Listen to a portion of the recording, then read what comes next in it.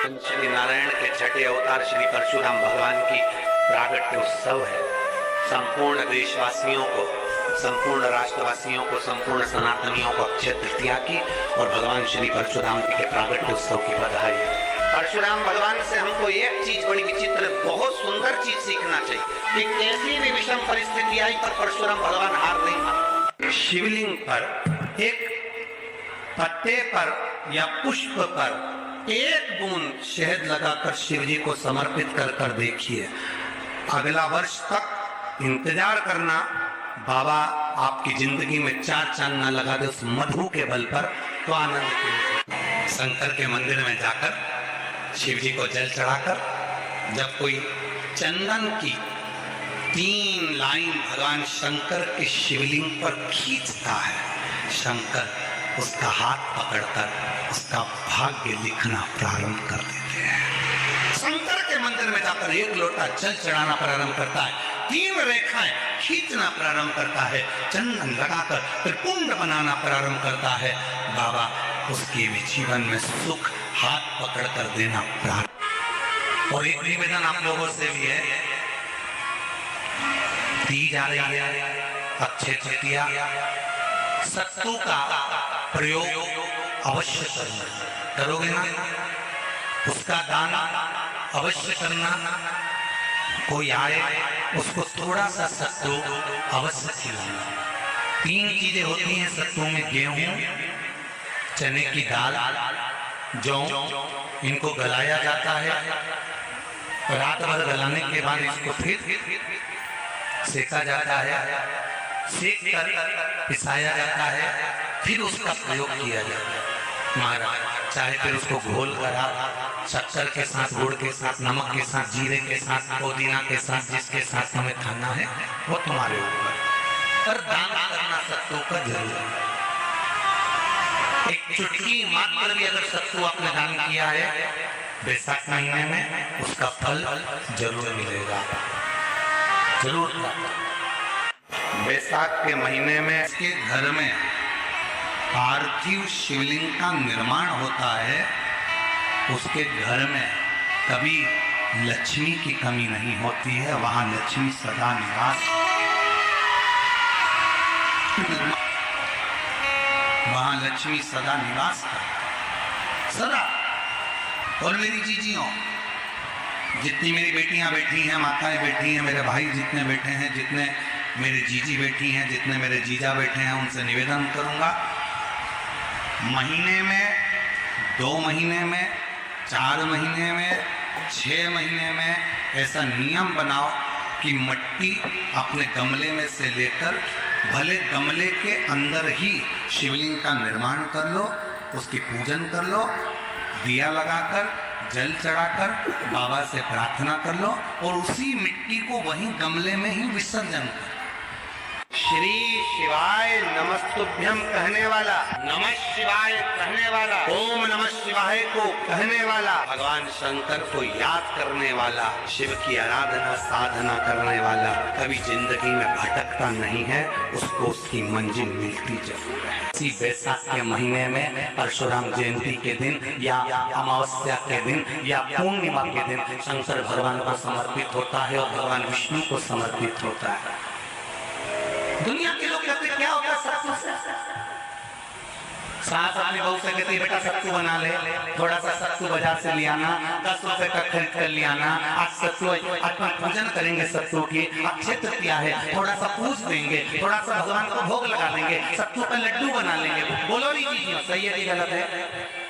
बाजार में सत्तू मिलता है तो बच्चे कहते हैं, बहुएं कहती हैं कौन खाएगा, काय को ला रहे हो, सत्तू का क्या काम है? और शिव महापुराण की कथा करती है, स्कंद पुराण की कथा करती है। जिस समय पर बैसाख के महीने की सुंदर अमावस्या का दिन था, उस दिन माता पार्वती शंकर भगवान के लिए जब पकवान बनाने के लिए बैठी, कुछ नहीं मिला, तब माता पार्वती ने 3 अनाज को लिया, एक चना, दूसरा गेहूं और तीसरा जो इन तीनों को भींग रहे थे, उसको लेकर आए गंगा जी में से, उसको सेक कर माता ने अंगीठी पर और उसका जो सत्तू बनाकर शिव को दिया। शंकर भगवान ने कह दिया, सुन पार्वती, ये सत्तू नहीं, ये मेरी औषधि है। बैसाख के महीने में जो खाएगा वो जिंदगी भर रोएगा नहीं, शरीर से स्वस्थ होगा। अब उसको लोगों ने हंसी खेल में ले लिया, सत्तू का क्या काम, मम्मी हम नहीं खाएंगे, बड़ा पूरा। शिव जी का एक एक चीज, बैसाख के महीने में पियो बेल, बेल मतलब समझ गए, बेल का रस। बैसाख के महीने में पियो बेल और शरीर को रखो ऑलिव बेल, शरीर बेकार नहीं। अगर किसी कामना के वश अगर हम दीप लगा रहे हैं या हमारे मन में कोई भाव उत्पन्न है और हम बाबा से कहना चाहते हैं कि बाबा मेरा ये कार्य है आप पूर्ण करिएगा, तो फिर शिव मंदिर में भी लंबी बाती का दीप आप प्रदोष या सोमवार की अष्टमी या सोमवार या आप शिवरात्रि को बाबा से निवेदन कर कर लगा सकते हैं। हाँ, विशेष जब कोई एक बहुत बहुत बड़ी बात हो और आपके कार्य में कहीं अटकल हो रही हो, तो एक ही दीप में दो बातें, शिव और शक्ति, लंबी बाती बनाई, शिव और शक्ति के नाम से दो बाती एक साथ एक दीप में भी लगा सकते हैं। पर कब, जब विशेष कोई आपका कार्य हो और वो अटक रहा हो, विशेष कोई कार्य, और आप बाबा से प्रार्थना कर रहे हो, तो दो बाती का भी प्रयोग आप कर सकते हो। ऐसे शिव तत्वों को जान, कितना सुंदर कहा है। जब जिंदगी बहुत संघर्ष में चल रही हो, बहुत दुख का जीवन चल रहा हो, तब शमी के 5 पत्ते, शमी के 5 पत्ते, एक दुर्वा के साथ एक अक्षत चावल का एक दाना, वो भी हल्दी में भिंगोया हुआ हो या केसर में भिंगोया हुआ हो, शमी पत्र 5, एक दुर्वा, एक चावल का दाना, जो दिल से हृदय से बेलपत्री के वृक्ष के नीचे पार्थिव लिंग का निर्माण कर कर मट्टी का शिवलिंग बनाकर प्रदोष काल में, मतलब शाम के समय पर शिवलिंग बनाकर उस पे जल चढ़ाकर, जो ये 5 शमी का पत्र, एक दुर्वा और एक चावल का दाना, अपनी कामना कर कर जो दुख चल रहा है बाबा से विनय कर कर एक एक पत्ता जब समर्पित कर दे, फिर एक दुर्वा समर्पित कर दे, फिर एक चावल का दाना समर्पित कर दे और बाबा का वहीं पर पुनः विसर्जन कर दे, 3 महीना तो जाने दो, 15 दिन के अंदर वो दुख कटता जरूर है, चाहे कोई भी दुख। बहुत सारा भगवान को नहीं चाहिए। शिव महापुराण में ये भी कहीं नहीं लिखा कि तुम भगवान को 108 या 1008 या 1008 बेलपत्र समर्पित करोगे तो शिव जी प्रसन्न हो जाएंगे। शिव महापुराण की कथा तो यहाँ तक कहती है, एक बेलपत्र की पत्ती को आप अगर बीच में से, ये एक बड़ी पत्ती, उसके बीच में 2 पत्ती और 2 पत्ती के बीच में जो गैप है, बीच पत्ती में, इस पत्ती और 2 पत्ती के बीच में जो जगह है, अगर आप इस पत्ती को यहां से स्पर्श कर कर, इस पत्ती को यहां से स्पर्श कर कर शंकर भगवान के शिवलिंग पर अगर आप श्री शिवाय नमस्तुभ्यम कहकर, पंचाक्षर मंत्र नमः शिवाय कहकर, षडाक्षर मंत्र ओम नमः शिवाय कहकर यदि शंकर के शिवलिंग पर समर्पित करते हो तो वो 108 बेलपत्र का काम कर जाती है। पकड़ने का स्थान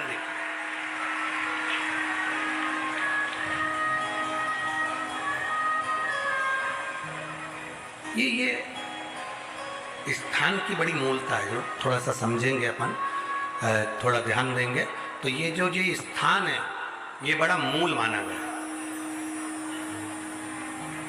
बेलपत्री की बड़ी पत्ती, नीचे की 2 पत्ती, उसके बीच में जो खाली डंडी जो दिख रही है, इसको अगर पकड़कर बेलपत्र समर्पित कर रहे हैं तो 108 बेलपत्र के बराबर हमें फल प्राप्त हो रहा। 108 बेलपत्र की। और समझिएगा, मान लो आपके पास में ना पीला चंदन है, ना लाल चंदन है, ना अक्षत है, ना पुष्प है, ना कोई सामग्री है, ना दिया है लगाने के लिए। शंकर जी के मंदिर में लोटा भर के जल लेकर गए हो, आज तुम्हारे पास में हो सकता है जल भी नहीं है, लोटा भी नहीं है, तो जिस शंकर जी का दर्शन करने गए हो उन्हीं की बेलपत्र को उठाओ, और बेलपत्र को उठाने के बाद पहले अपने हथेली पर रखो, अपना हाथ रखकर बाबा से प्रार्थना कर कर बेलपत्री की मध्य पत्री, आगे वाली पत्ती को पकड़कर अगर वो बेलपत्र हम शिव जी को समर्पित करते हैं तो हमारा पीला चंदन, लाल चंदन, दिया सब बाबा को समर्पित हो जाता है, उस बेलपत्री मिल जाती है। एक बेलपत्री का सुख हमारे जीवन का एक आनंद दे देता है। हम तो यहाँ तक कहेंगे, अगर कभी जिंदगी में तुम्हें लगे कि गुरुजी मेरा पैसा फंस गया, नहीं मिल रहा है, या मेरा पैसा अटक गया, नहीं मिल रहा, या मेरा घर में धन नहीं है, बहुत तकलीफ की जिंदगी चल रही है, आप ये बेलपत्री का जो 2 पत्ती है ना, ये 2 पत्ती इस जगह से पकड़कर, आपको लग रहा है कि पैसा नहीं है, काम बहुत बड़ा अड़ा है, बेटे की शादी, बेटी की शादी, या मकान या दुकान, कोई काम अड़ गया, ये 2 बेलपत्री की पत्तियों को पकड़कर अपनी कामना कर कर शिव जी को समर्पित करो और 1 लोटा जल बाबा को चढ़ाना प्रारंभ करो। 20 से 22 दिन इंतजार करना, मेरा बाबा हाथ पकड़कर कुबेर भंडारी भंडार जरूर भरेगा।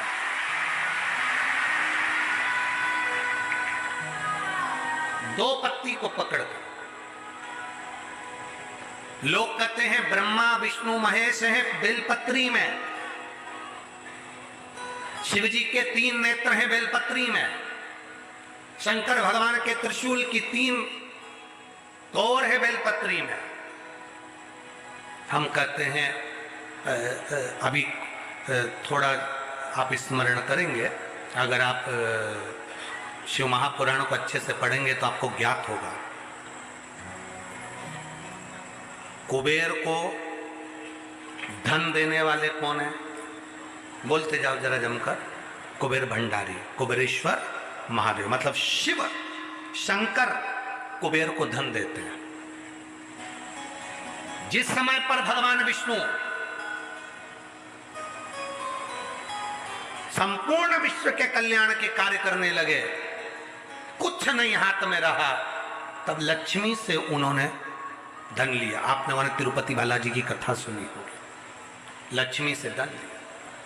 लक्ष्मी इन जीवों के कल्याण के लिए तो मुझे धन दे दे, लक्ष्मी ने धन दिया। एक दिन नारायण ने पूछ लिया लक्ष्मी से, लक्ष्मी मैं नारायण, मेरे पास भी संपदा की कमी नहीं, पर तेरे पास लक्ष्मी इतनी संपदा कहां से आती है? तेरे पास इतनी संपदा कहां से आती है? लक्ष्मी जी कहती हैं, मेरी मां ने, मेरे पिता ने मुझे केवल एक ही बात सिखाई थी, किसी के आगे हाथ नहीं फैलाना है, शंकर की स्तुति करना है। लक्ष्मी जी कहती हैं, जब मुझे जरूरत पड़ती है मैं कुबेर को साथ में लेकर पहुंचती हूं। बेलपत्री की ये बीच वाली पत्ती है शिव, माता लक्ष्मी और कुबेर उन दोनों के सामने हाथ पसार कर कुबेरेश्वर महादेव से मांग रहे हैं, भगवान शंकर से मांग रहे हैं। लक्ष्मी जी कहती हैं, वो शिव मुझे प्रदान करते हैं दोनों हाथों से, और मैं वो लेकर आती हूं जनमानस के कल्याण के। अभी हमारे यहाँ एक तिथि आने वाली है, अक्षय तृतीया। उसका मतलब क्या होता है? अक्षय, जिसका कभी क्षय ना हो। जब हम भगवान शंकर को चावल का दाना चढ़ाते हैं, जैसे बहुत ध्यान दीजिएगा महाराज, बहुत समझने वाली बात है, बहुत ध्यान से। चावल का दाना हमारे मस्तक पर तिलक करने के बाद पंडित जी क्यों लगाते हैं? कि भगवान जैसा समय आज चल रहा है, आप पूजन कर रहे हो, पाठ कर रहे हो, दान कर रहे हो, पुण्य कर रहे हो, सत्कर्म कर रहे हो, भजन कर रहे हो, मेरा देव अधिदेव महादेव, मेरा नारायण, मेरा सत्यनारायण भगवान, मेरा राम जी, मेरा विष्णु जी, मेरा भागवत मैया, मेरी रामायण मैया। ब्राह्मण मस्तक पर तिलक लगाने के बाद चावल इसलिए लगाता है कि जैसा समय आज चल रहा है, भगवान तुमको ऐसा ही समय बनाकर रखे और तो ऐसे ही चार चांद लगाते रहो, दान पुण्य संकीर्तन करते रहो, इसलिए मस्तक पर चावल का दाना लगाया है।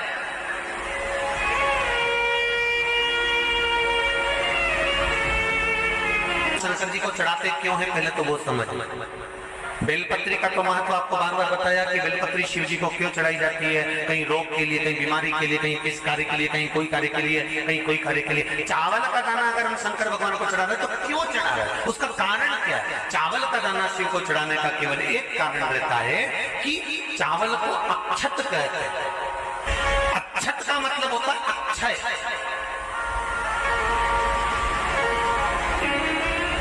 कोई मर जाता है, मरने के बाद जब तक पगड़ी नहीं होती तब तक माथे पर तिलक, चावल का दाना लगाया जाता है। जम के बोलो जरा, नहीं लगाते। किसी पंडित जी से पूछो, ब्राह्मण देवता से पूछो, ब्राह्मण देवता ये कोई मर गया, और हमारा तो नियम है कि हम सिर पे तिलक लगाते हैं, चावल लगाते हैं, या पंडित जी से हम तिलक लगवाते हैं, मंदिर जाते हैं तो मंदिर में जाके तिलक लगवा के हम चावल का दाना लगवाते हैं। क्यों नहीं लगाते? उसका कारण क्या है? जब किसी के मरने के बाद 10 दिन तक, 12 दिन तक मस्तक पर तिलक क्यों नहीं लगाया जाता? 10-12 दिन तक माथे पर तिलक या चावल क्यों नहीं लगाया जाता? उसका कारण है कि ये जो समय आया है, तुम्हारे यहाँ जो कमी हुई है, तुम्हारे यहाँ कोई मर गया है, तुम्हारे यहाँ किसी के प्राण छूट गए हैं, तो ब्राह्मण इसलिए तिलक नहीं लगाता आपको, इसलिए चावल का दाना नहीं लगाता कि ऐसा दिन भगवान अब ना लाए, इसको अमर ना करे, इसको अक्षय ना करे, इसको प्रबल ना करे।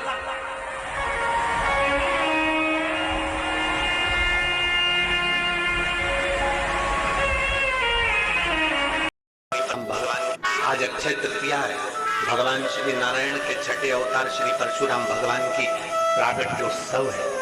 संपूर्ण देशवासियों को, संपूर्ण राष्ट्रवासियों को, संपूर्ण सनातनियों को अक्षय तृतीया की और भगवान श्री परशुराम जी के प्रागट्योत्सव की बधाई है। परशुराम भगवान से हमको एक चीज बड़ी विचित्र, बहुत सुंदर चीज सीखना चाहिए कि कैसी भी विषम परिस्थिति आई पर परशुराम भगवान हार नहीं माने। शिवलिंग पर एक पत्ते पर या पुष्प पर एक बूंद शहद लगाकर शिव जी को समर्पित कर कर देखिए, अगला वर्ष तक इंतजार करना, बाबा आपकी जिंदगी में चार चांद न लगा दे उस मधु के बल पर, तो आनंद के। शंकर के मंदिर में जाकर शिव जी को जल चढ़ाकर जब कोई चंदन की 3 लाइन भगवान शंकर के शिवलिंग पर खींचता है, शंकर उसका हाथ पकड़कर उसका भाग्य लिखना प्रारंभ कर देते हैं। शंकर के मंदिर में जाकर एक लोटा जल चढ़ाना प्रारंभ करता है, 3 रेखाएं खींचना प्रारंभ करता है, चंदन लगाकर त्रिपुंड बनाना प्रारंभ करता है, बाबा उसके भी जीवन में सुख हाथ पकड़कर देना प्रारंभ। और एक निवेदन आप लोगों से भी है, दी जा रही है अक्षय तृतीया, सत्तू का प्रयोग अवश्य करना, करोगे ना? उसका दाना अवश्य करना, कोई आए उसको थोड़ा सा सत्तू अवश्य खिलाना। 3 चीजें होती हैं सत्तू में, गेहूं, चने की दाल, जौ, इनको गलाया जाता है, रात भर गलाने के बाद इसको फिर सेका जाता है, सेक कर पिसाया जाता है, फिर उसका प्रयोग किया जाता है महाराज। चाहे फिर उसको घोल कर आप शक्कर के साथ, गुड़ के साथ, नमक के साथ, जीरे के साथ, पुदीना के साथ, जिसके साथ तुम्हें खाना है वो तुम्हारे ऊपर, पर दान करना सत्तू का जरूर। एक चुटकी मात्र भी अगर सत्तू आपने दान किया है बैसाख महीने में, उसका फल जरूर मिलेगा, जरूर। बैसाख के महीने में इसके घर में पार्थिव शिवलिंग का निर्माण होता है, उसके घर में कभी लक्ष्मी की कमी नहीं होती है, वहां लक्ष्मी सदा निवास, वहां लक्ष्मी सदा निवास करती, सदा। और मेरी जीजियों, जितनी मेरी बेटियां बैठी हैं, माताएं बैठी हैं, मेरे भाई जितने बैठे हैं, जितने मेरे जीजी बैठी हैं, जितने मेरे जीजा बैठे हैं, उनसे निवेदन करूंगा, महीने में, 2 महीने में, 4 महीने में, 6 महीने में ऐसा नियम बनाओ कि मिट्टी अपने गमले में से लेकर, भले गमले के अंदर ही शिवलिंग का निर्माण कर लो, उसकी पूजन कर लो, दिया लगाकर, जल चढ़ाकर बाबा से प्रार्थना कर लो और उसी मिट्टी को वहीं गमले में ही विसर्जन करो। श्री शिवाय नमस्तुभ्यम कहने वाला, नमः शिवाय कहने वाला, ओम नमः शिवाय को कहने वाला, भगवान शंकर को याद करने वाला, शिव की आराधना साधना करने वाला कभी जिंदगी में भटकता नहीं है, उसको उसकी मंजिल मिलती जरूर है। इसी बैसाख के महीने में परशुराम जयंती के दिन या अमावस्या के दिन या पूर्णिमा के दिन शंकर भगवान को समर्पित होता है और भगवान विष्णु को समर्पित होता है। दुनिया के लोग कहते क्या होता है सत्तू से? सास अपनी बहू से कहती है बेटा सत्तू बना ले, थोड़ा सा सत्तू बाजार से ले आना, 10 रुपए का खरीद कर ले आना, आज सत्तू, आज अपन पूजन करेंगे सत्तू की, अक्षय तृतीया है, थोड़ा सा पूज देंगे, थोड़ा सा भगवान को भोग लगा देंगे, सत्तू का लड्डू बना लेंगे। बोलो री जी, सही है कि गलत है?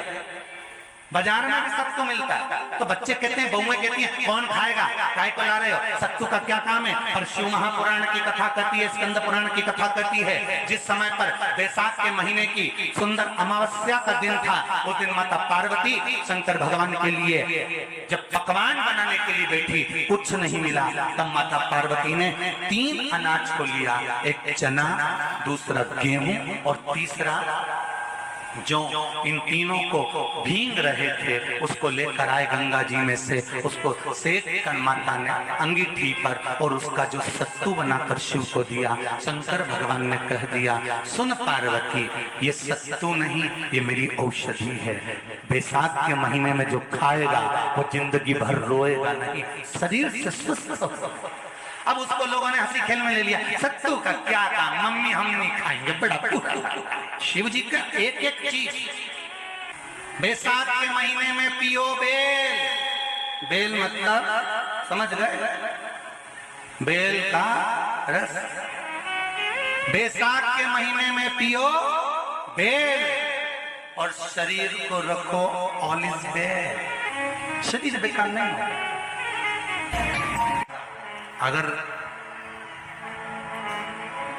किसी कामना के वश अगर हम दीप लगा रहे हैं या हमारे मन में कोई भाव उत्पन्न है और हम बाबा से कहना चाहते हैं कि बाबा मेरा ये कार्य है, आप पूर्ण करिएगा, तो फिर शिव मंदिर में भी लंबी बाती का दीप आप प्रदोष या सोमवार की अष्टमी या सोमवार या आप शिवरात्रि को बाबा से निवेदन कर कर लगा सकते। हाँ, विशेष जब कोई एक बहुत बड़ी बात हो और आपके कार्य में कहीं अटकल हो रही हो, तो एक ही दीप में 2 बाती, शिव और शक्ति, लंबी बाती बनाई शिव और शक्ति के नाम से, 2 बाती एक साथ एक दीप में भी लगा सकते। पर कब? जब विशेष कोई आपका कार्य हो और वो अटक रहा हो, विशेष कोई कार्य, और आप बाबा से प्रार्थना कर रहे हो, तो 2 बाती का भी प्रयोग आप कर सकते हो। ऐसे शिव तत्व को जान, कितना सुंदर कहा है। जब जिंदगी बहुत संघर्ष में चल रही हो, बहुत दुख का जीवन चल रहा हो, तब शमी के 5 पत्ते, शमी के 5 पत्ते, एक दुर्वा के साथ एक अक्षत चावल का 1 दाना, वो भी हल्दी में भिंगोया हुआ हो या केसर में भिंगोया हुआ, शमी पत्र 5, 1 दुर्वा, 1 चावल का दाना, जो दिल से हृदय से बेलपत्री के वृक्ष के नीचे पार्थिव लिंग का निर्माण कर कर मट्टी का शिवलिंग बनाकर प्रदोष काल में मतलब शाम के समय पर शिवलिंग बनाकर उस पे जल चढ़ाकर जो ये 5 समी का पत्र, 1 दुर्वा और 1 चावल का दाना अपनी कामना कर कर जो दुख चल रहा है बाबा से विनय कर कर एक एक पत्ता जब समर्पित कर दे, फिर 1 दुर्वा समर्पित कर दे, फिर 1 चावल का दाना समर्पित कर दे और बाबा का वहीं पर पुनः विसर्जन कर दे। 3 महीना तो जाने दो, 15 दिन के अंदर वो दुख कटता जरूर है, चाहे कोई भी दुख। बहुत सारा भगवान को नहीं चाहिए।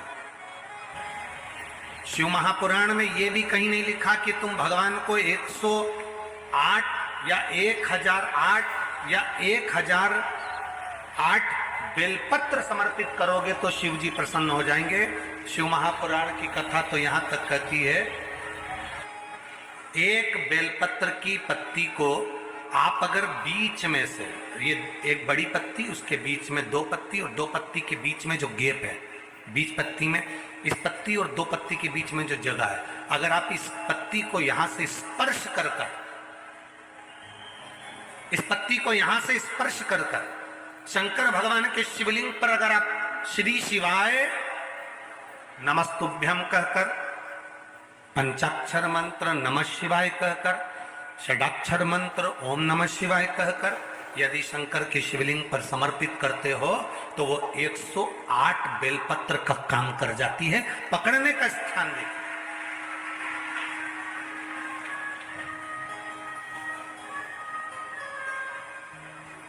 देखिए, ये स्थान की बड़ी मूलता है, जो थोड़ा सा समझेंगे अपन, थोड़ा ध्यान देंगे तो ये जो स्थान है ये बड़ा मूल माना गया। बेलपत्री की बड़ी पत्ती, नीचे की 2 पत्ती, उसके बीच में जो खाली डंडी जो दिख रही है, इसको अगर पकड़कर बेलपत्र समर्पित कर रहे हैं तो 108 बेलपत्र के बराबर हमें फल प्राप्त हो रहा, 108 बेलपत्र। और समझिए, मान लो आपके पास में ना पीला चंदन है, ना लाल चंदन है, ना अक्षत है, ना पुष्प है, ना कोई सामग्री है, ना दिया है लगाने के लिए।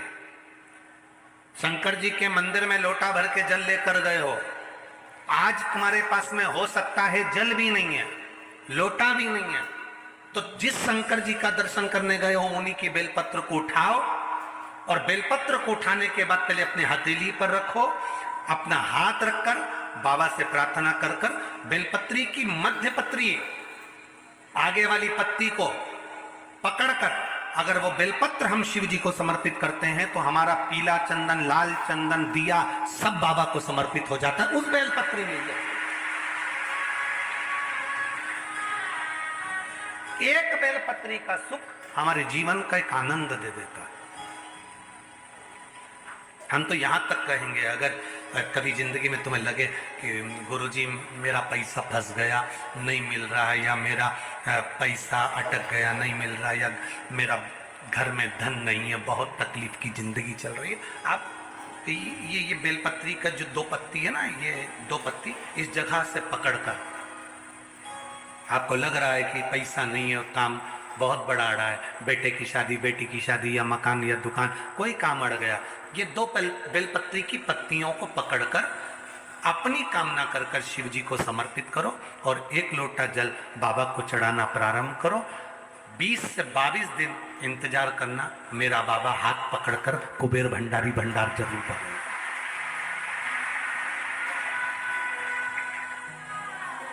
दो पत्ती को पकड़कर, लोग कहते हैं ब्रह्मा विष्णु महेश है बेलपत्री में, शिव जी के 3 नेत्र हैं बेलपत्री में, शंकर भगवान के त्रिशूल की 3 कोर है बेलपत्री में। हम कहते हैं अभी थोड़ा आप स्मरण करेंगे, अगर आप शिव महापुराण को अच्छे से पढ़ेंगे तो आपको ज्ञात होगा, कुबेर को धन देने वाले कौन है? बोलते जाओ जरा जमकर, कुबेर भंडारी, कुबेरेश्वर महादेव, मतलब शिव शंकर कुबेर को धन देते हैं। जिस समय पर भगवान विष्णु संपूर्ण विश्व के कल्याण के कार्य करने लगे, कुछ नहीं हाथ में रहा, तब लक्ष्मी से उन्होंने धन लिया। आपने मैंने तिरुपति बालाजी की कथा सुनी हो, लक्ष्मी से धन लिया। लक्ष्मी, इन जीवों के कल्याण के लिए तो मुझे धन दे। लक्ष्मी ने धन दिया। एक दिन नारायण ने पूछ लिया लक्ष्मी से, लक्ष्मी मैं नारायण, मेरे पास भी संपदा की कमी नहीं, पर तेरे पास लक्ष्मी इतनी संपदा कहां से आती है? तेरे पास इतनी संपदा कहां से आती है? लक्ष्मी जी कहती हैं,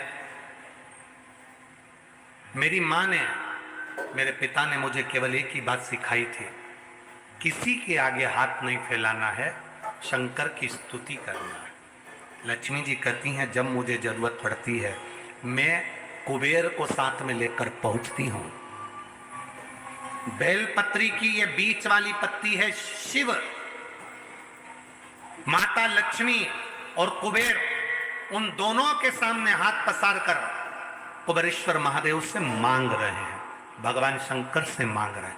लक्ष्मी जी कहती हैं, वो शिव मुझे प्रदान करते हैं दोनों हाथों से, और मैं वो लेकर आती हूं जनमानस के कल्याण की। अभी हमारे यहाँ एक तिथि आने वाली है, अक्षय तृतीया। उसका मतलब क्या होता है? अक्षय, जिसका कभी क्षय ना हो। जब हम भगवान शंकर को चावल का दाना चढ़ाते, जैसे बहुत ध्यान दीजिएगा महाराज, बहुत समझने वाली बात है, बहुत ध्यान से। चावल का दाना हमारे मस्तक पर तिलक करने के बाद पंडित जी क्यों लगाते हैं कि भगवान जैसा समय आज चल रहा है, आप पूजन कर रहे हो, पाठ कर रहे हो, दान कर रहे हो, पुण्य कर रहे हो, सत्कर्म कर रहे हो, भजन कर रहे हो, मेरा देव अधिदेव महादेव, मेरा नारायण, मेरा सत्यनारायण भगवान, मेरा राम जी, मेरा विष्णु जी, मेरा भागवत मैया, मेरी रामायण मैया, ब्राह्मण मस्तक पर तिलक लगाने के बाद चावल इसलिए लगाता है कि जैसा समय आज चल रहा है, भगवान तुमको ऐसा ही समय बनाकर रखे और तो ऐसे ही चार चांद लगाते रहो, दान पुण्य संकीर्तन करते रहो, इसलिए मस्तक पर चावल का दाना लगाया है।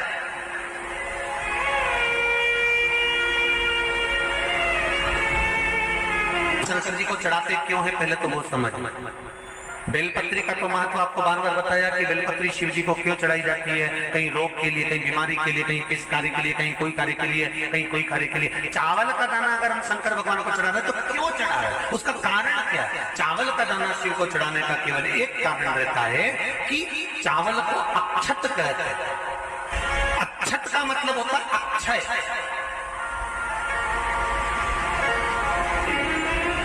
कोई मर जाता है, मरने के बाद जब तक पगड़ी नहीं होती तब तक माथे पर तिलक, चावल का दाना लगाया जाता है। जम के बोलो जरा, नहीं लगाते। किसी पंडित जी से पूछो, ब्राह्मण देवता से पूछो, ब्राह्मण देवता ये कोई मर गया, और हमारा तो नियम है कि हम सिर पे तिलक लगाते हैं, चावल लगाते हैं, या पंडित जी से हम तिलक लगवाते हैं, मंदिर जाते हैं तो मंदिर में जाके तिलक लगवा के हम चावल का दाना लगवाते हैं। क्यों नहीं लगाते? उसका कारण क्या है? जब किसी के मरने के बाद 10 दिन तक, 12 दिन तक मस्तक पर तिलक क्यों नहीं लगाया जाता? 10-12 दिन तक माथे पर तिलक या चावल क्यों नहीं लगाया जाता? उसका कारण है कि ये जो समय आया है, तुम्हारे यहाँ जो कमी हुई है, तुम्हारे यहाँ कोई मर गया है, तुम्हारे यहाँ किसी के प्राण छूट गए हैं, तो ब्राह्मण इसलिए तिलक नहीं लगाता आपको, इसलिए चावल का दाना नहीं लगाता कि ऐसा दिन भगवान अब ना लाए। इसको अमर ना करे, इसको अक्षय ना करे, इसको प्रबल ना करे।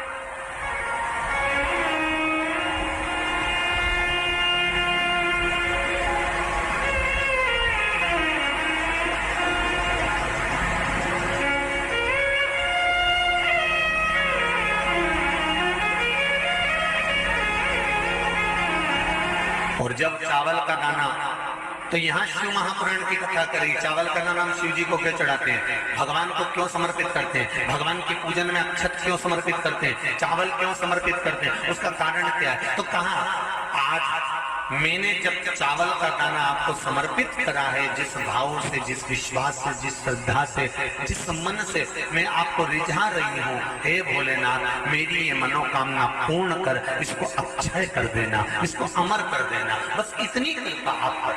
इसका मतलब क्या होता है? अक्षय, जिसका कभी क्षय ना होगा। कई लोगों ने महत्व को बिगाड़ दिया के दिन सामान लेकर आना है, चांदी का बर्तन लेकर आना है, ये सामान लेकर आना है, वो सामान लेकर आना, लाओ, मना नहीं है। हिंदू धर्म में ये रीति रही है, कोई सामग्री खरीदी जाती है, पीतल की, तांबे की, कोई वस्तु हम खरीदते हैं। पर आज का समय का जो फैशन बढ़ता गया तो कहा साहब चांदी के बर्तन खरीदना जरूरी है, चांदी का सामान खरीदना जरूरी है, सोने का पात्र, सोने की वस्तु खरीदना जरूरी है, ये सामग्री खरीदना। तो यहाँ शास्त्र नहीं कह रहा कि महाराज इतने महंगे महंगे पदार्थ खरीदो और घर में कर्जा कर लो। शास्त्र तो यह कहता है कि पूजन करना है आपको, अगर आप एक सामग्री भी लेकर आ रहे हैं तो उसमें आपका भाव जुड़ा होना चाहिए, कर्जा नहीं जुड़ा होना चाहिए। शंकर के मंदिर में एक लोटा जल चढ़ाने के लिए प्रतिदिन जाओ, 3 महीने का इंतजार मत करना, 1 महीने का इंतजार मत करना, प्रतिदिन जाओ। और जिस दिन अपने मन में आपको आ जाए कि आज दिल बड़ा दुखी है, मन बहुत अशांत है, चुप बैठकर शंकर जी का कोई शिवलिंग, शंकर का कोई मंदिर, कोई शिवालय तुम्हारे घर के पास में हो तो 2 मिनट नंदी के पास बैठो, एक बेलपत्र अपने बीच वाली उंगली का जो बेलपत्र का जो डंडी है, ये बीच वाली उंगली के पास रखकर अपने हाथ को इस तरह से दबाकर श्री शिवाय नमस्तुभ्यं, श्री शिवाय नमस्तुभ्यं, बोलो बोलो श्री शिवाय नमस्तुभ्यं, श्री शिवाय नमस्तुभ्यं, श्री शिवाय नमस्तुभ्यं, श्री शिवाय नमस्तुभ्यं, श्री शिवाय नमस्तुभ्यं, श्री शिवाय नमस्तुभ्यं। जितने बैठे हैं पंडाल में सबकी आवाज तेज आना चाहिए। श्री शिवाय नमस्तुभ्यं, श्री शिवाय नमस्तुभ्यं, श्री शिवाय नमस्तुभ्यं, श्री शिवाय नमस्तुभ्यं। बेलपत्र की डंडी का भाग इस बीच की उंगली के पास में हो और बाबा को अपने हृदय की बात नंदी के पास बैठकर शिवालय में एकांत चित्त शंकर के आनंदमय भाव को जपो और जप कर कामना कर कर फिर उसी बेलपत्र को इस उंगली को छोड़कर ये मध्य उंगलियों का स्मरण कर कर शंकर के शिवलिंग पर समर्पित कर दो। बाबा जो मन में अशांति है, दुख है, तकलीफ है, कष्ट है, मेरा महाकाल राजा उस दुख को हर लेगा और आपके हृदय में भक्ति का संचार कर देगा। भक्ति का श्री शिवाय नमस्तुभ्यं। क्या है श्री शिवाय नमस्तुभ्यं में? शिव महापुराण की विद्येश्वर संहिता का अध्ययन करिए। वीडियो अच्छा लगे तो वीडियो को आप लाइक शिव सब्सक्राइब महापुराण जरूर सुन नहीं सकते तो गीता प्रेस गोरखपुर की शिव पुराण को लाइए, पढ़िए। संस्कृत की नहीं पढ़ सकते तो हिंदी की टीका पढ़िए और गीता प्रेस गोरखपुर की शिव पुराण को लाकर अध्ययन करो और उसका विद्येश्वर संहिता का अध्ययन कर कर देखो कि श्री शिवाय नमस्तुभ्यं इसका सार तत्व क्या है कि जो इसको जपता है, जो इसको बोलता है, उसके मात्र मुख का भी दर्शन हो जाए तो समझ लो कि हमारी जिंदगी के सारे कार्य सफल हो गए। सारे अपने घर के दरवाजे पर लिख दो श्री शिवाय नमस्तुभ्यं। कोई स्टिकर मिल जाए तो दरवाजे पर चिपका दो श्री शिवाय नमस्तुभ्यं। अपने घर के दरवाजे पर जब श्री शिवाय नमस्तुभ्यं दरवाजे पर लिखा होगा, कोई आ रहा होगा बुरी खबर सुनाने के लिए भी अगर वो दरवाजे पर पड़ लेगा, कोई भी दुख क्यों, किसी भी तरह